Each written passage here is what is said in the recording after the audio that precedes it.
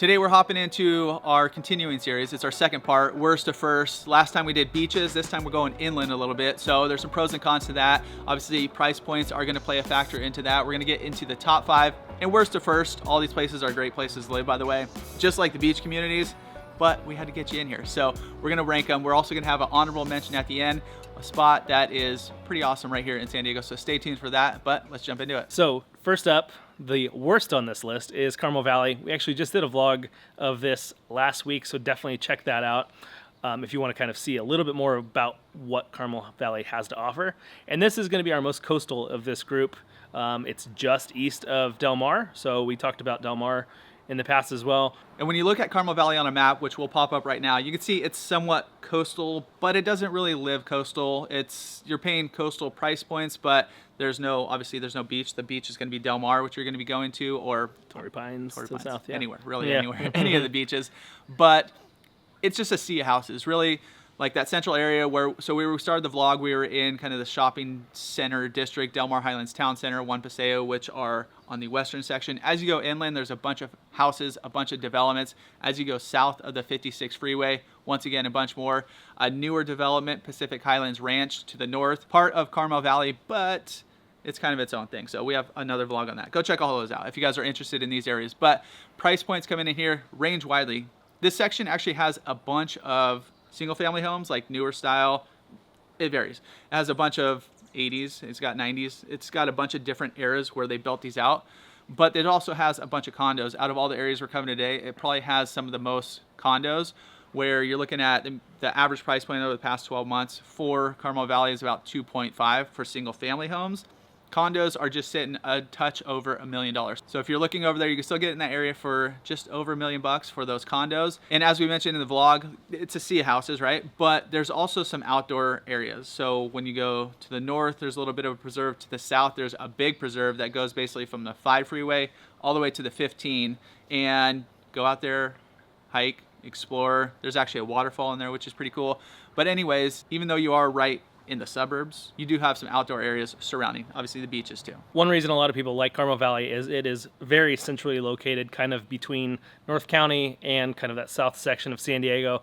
So if you're commuting, if you need to get to the 15, if you need to get to the 5, you have the 56 that splits Carmel Valley kind of right in half, which allows you to get to either of those freeways pretty quickly and get you up or down the freeway, depending on where you're looking. Schools is also a big reason why people choose Carmel Valley. You'll see that a lot of the schools are very highly rated. It's a little bit complicated just because there's a few different districts, so that's just something if you have kids that you want to take a look at. And as we go through here, we're gonna give you some other options too. So if it's not necessarily this, but you want that area, we'll give you kind of like a plan B, some other areas to check out as you're exploring. So from Carmel Valley, we're gonna go down the 56 corridor where you have, like I mentioned, Pacific Highlands Ranch, newer community, technically part of 92130, but it's kind of its own spot.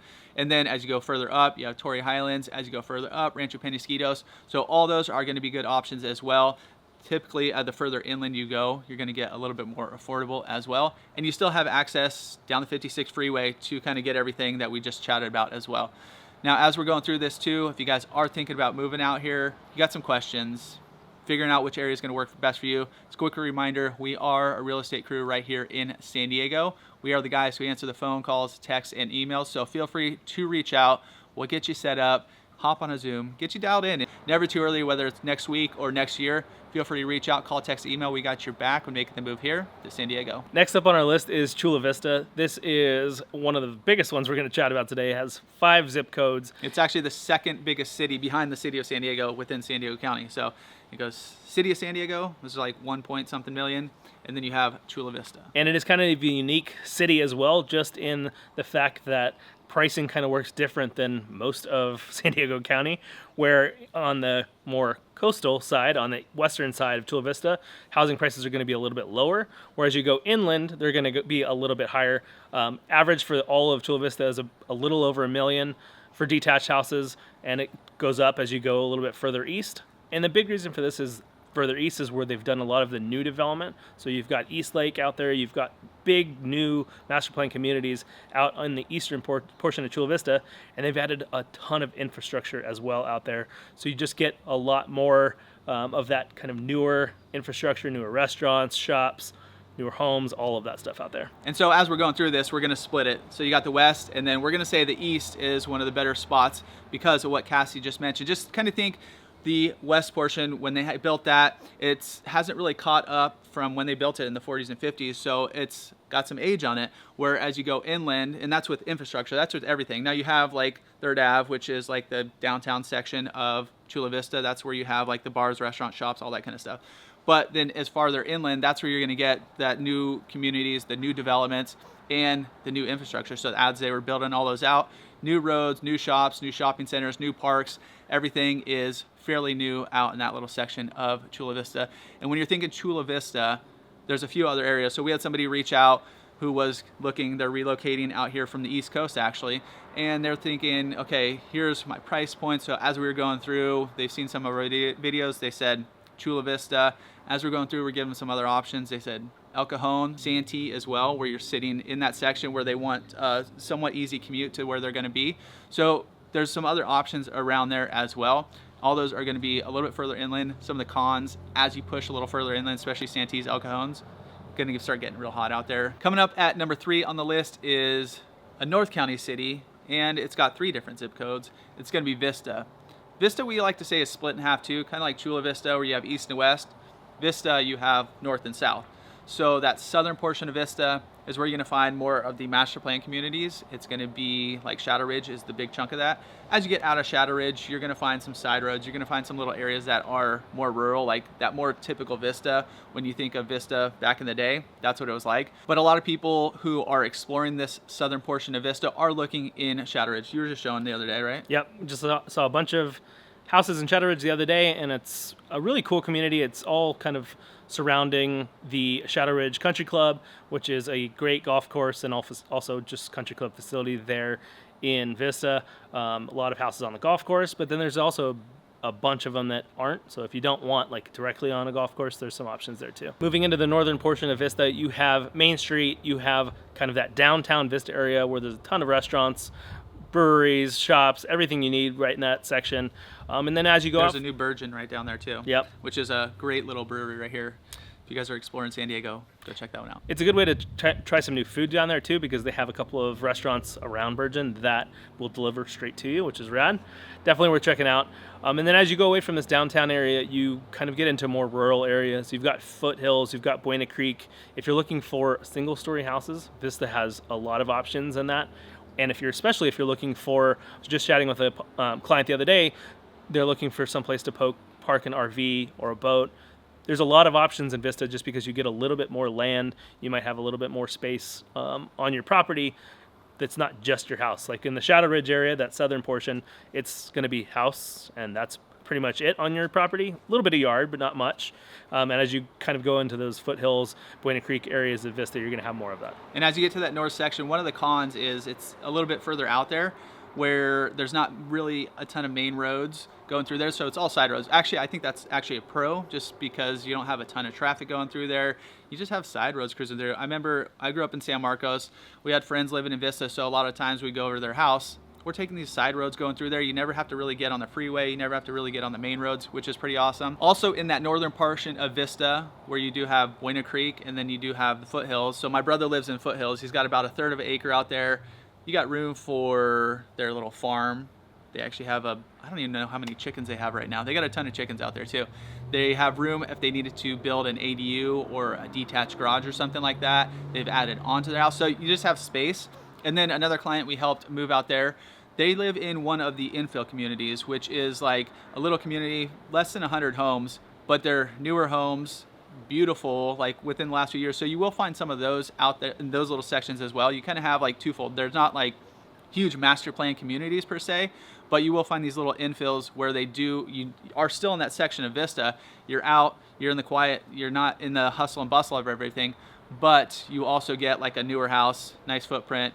You know, they have a pool, they have it's killer little setup out there. But anyways, there are some pros and cons as well with that section of Vista. And one other really big positive of Vista is it is going to be the most affordable on our list. Kind of right around $950 is kind of the average price for detached houses in Vista. So if you're looking for affordable, especially if you're looking for one story and rural, there's a lot of options in Vista. Number 2 on our list is a community that if if you're seeing it on the map, you might think it's Poway, but it's actually Poway. And then this is kind of a central area on the eastern portion, just east of Carmel Valley, just east of Rancho Penasquitos, which Chris mentioned earlier. So this is really kind of on its own community. Definitely has a different feel than a lot of San Diego. There's a lot of equestrian, there's a lot of rural. There's also some really cool infrastructure that definitely has maybe a Western feel. What do you think? Yeah. I think it's like, it's the nickname for it is the city in the country. So you do have like old Poway where they have like this little train. They have this big park going around there. So bring the kids down there. We brought our little guys down there and just hop on the train. It's not like a real train. It's like a toy train? I don't know what you even call it, but it's like a mini little guy. Yeah. Cruise around there. Anyways, that's also where they have the farmers market down there, a few places to eat, and that's like one of the central hubs of Poway. In that whole section is where you're going to find a lot of single-story homes. So even more so than Vista, I think, as we're throwing up some drone footage here, you'll see a lot of single-story homes, smaller footprint, but it also goes to the price point. So we helped some clients a few years back where they moved to Poway, got in this little section, and it was like under $900,000. So whereas the average price point over the last 12 months in all of Poway is about 1.5 million. So the reason being because you have that portion, so you have the 15 freeway right east of that. That's where this whole section that I'm talking about, Old Town Poway. You have like all the little suburbs. As you go out, it gets more rural, but there's also some bigger developments. There's also some bigger houses. You have Madeiras out there, which is just like a luxury golf course community. You have a few other little spots like that where you do have these big old spaces. You have these huge properties, big land. You got, entertainment on their pools and tennis courts and all that kind of fun stuff. So that's all as you go eastern. So that's why it pulls the price point up a little bit, where as you go a little bit further towards the freeway, it's going to be a little more affordable. One of the other big draws for Poway is the school district. It is one of the most highly sought after school districts in San Diego County, Poway School District, and also kind of feeds from a lot of different communities around.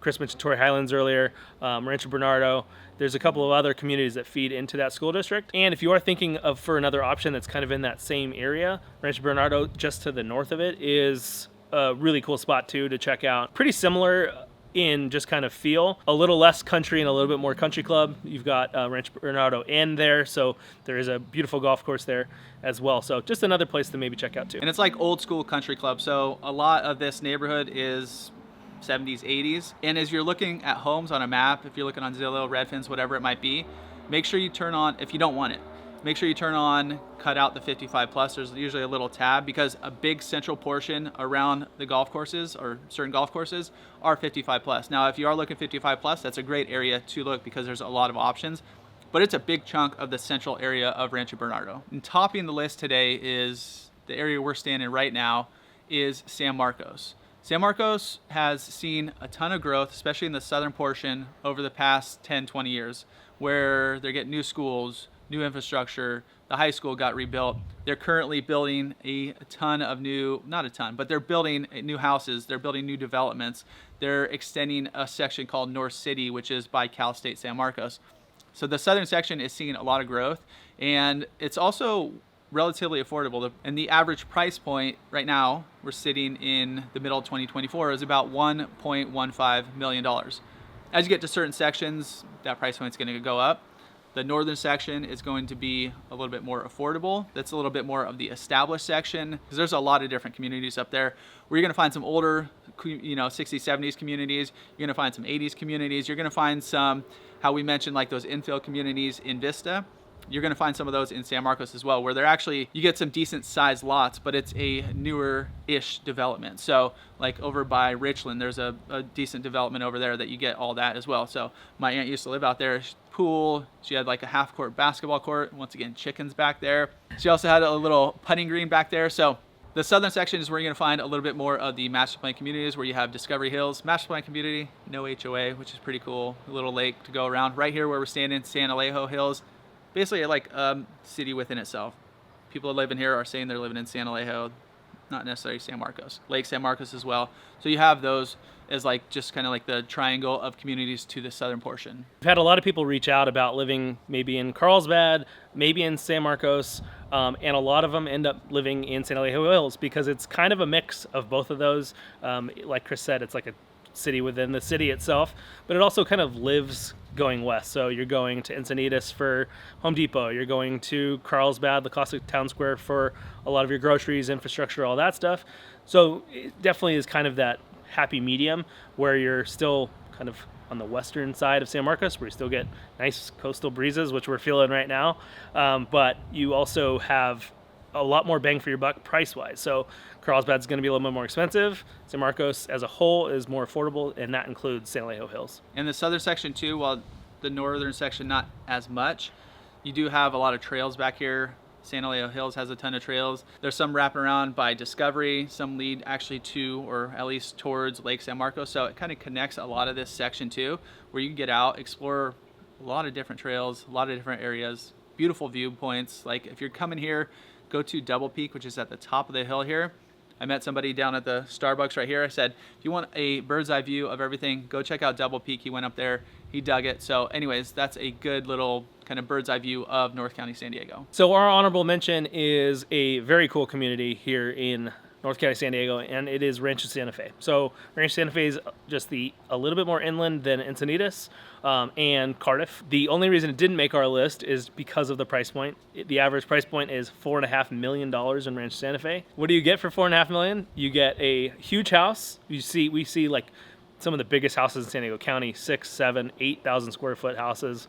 You have a ton of land, so we see a lot of properties that have full tennis courts, full basketball courts, or sports courts, huge pools, pickleball courts, their own golf courses in some of these cases. There's some incredible properties in Rancho Santa Fe. So if you are looking for kind of that high-end luxury and that I want every single possible activity to do at my house, Rancho Santa Fe is definitely a spot to take a look at. And one of the biggest things you get is kind of privacy out there. Once again, it's similar to the side roads where we mentioned like North Vista, you have a bunch of side roads. Same thing for Rancho Santa Fe. Now, Del Dios Highway kind of cuts through, and then you go through let's call it the downtown section of Rancho Santa Fe. That's like the only section where you're gonna have infrastructure, but that's also like the only main road. As you get out from there, it's just curving roads, beautiful drive, side views. You're not even seeing too many houses because a lot of houses are set back. You have a lot of gated not communities, but a lot of gated homes. So you do have that privacy out there. They have 24-hour security cruising around as well within a certain section called the Covenant, which we made a full video about. So it's just got a lot going on. Obviously, it's a unique community. It's one of the higher priced communities right here in San Diego, but it's also worth checking out. So as you might hear in the background, our normal indoor videos is when the landscapers show up. So definitely today is no different than any other day. But if any of these areas have grabbed your interest today, you want more information about them, or you want to talk about some other areas that might work for you, definitely reach out. Call, text, email. We've got your back when moving to San Diego.